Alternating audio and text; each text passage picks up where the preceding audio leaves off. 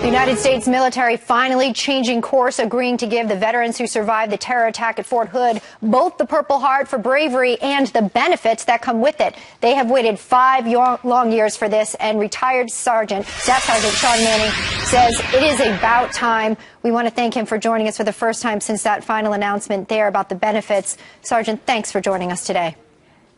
Yeah, thank you for having me. Is this a done deal?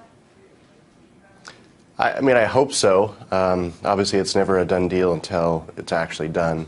You know, I've gotten my hopes up before in the past and thought things would be fixed, and they weren't. So, you know, I guess we'll see in 30 days once, you know, after the Secretary of the Army's announcement where we're at. But. You know, your story has been one that we have followed closely here. You were shot 6 times by Nidal Hasan. That's correct. 13 were killed that day. Nearly 30 others were wounded, including yourself there. For the past, 5 to 6 years, this has been your ongoing battle. Emotionally, what is it like to finally hear that you're getting what you deserve?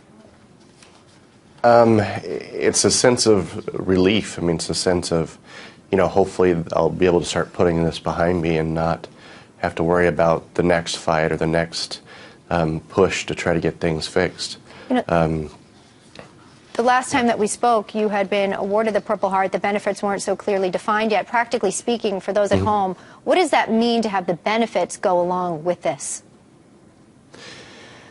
All of us will get a lot of our pay reinstated that we lost. Family members of the deceased will receive additional benefits and potentially additional life insurance benefits, which I'm sure their families need.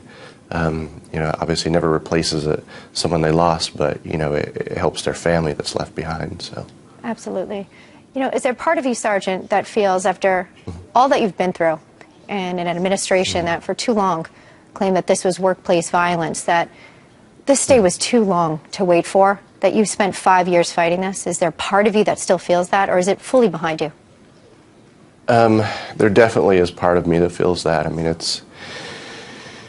it never should have come to this. I mean, it never should have taken 5+ years to get this fixed. You know, Congressman Carter saw me in the hospital the day I was shot, or the day after I was shot, and you know, I talked to him at the Purple Heart ceremony, and you know, he didn't expect the same thing. We all kind of expected things to get fixed and taken care of after the shooting and everything to fall into place, and clearly that didn't happen. So. Well, you had a ton of support behind you through legislation and also through the media here, and certainly from Fox News. What's your next fight? Well, I hope I don't have a next fight. I hope it's something positive, like, you know, just focusing on my future and my family's future.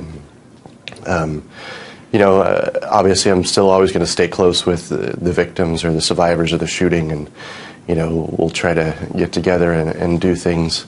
You know, like I said, I hope there is no next fight. You know, I'm sort of tired of fighting, so. Well, you've done it with strength and with honor and with courage. And for this day to come, it is too late in the minds of many, but we are thankful that it finally has come for you. Staff Sergeant Sean Manning, thanks for joining us today and for your service. Thank you, and thank you for, I mean, your guys' support was instrumental. I mean, I don't think, you know, obviously bringing it to the attention of people and getting it out there has helped immensely. So I want to thank you guys for that. That's just what you deserve. Simple as that. We'll talk to you soon. Thank you, Staff Sergeant. Thank you. Sean Manning, everybody.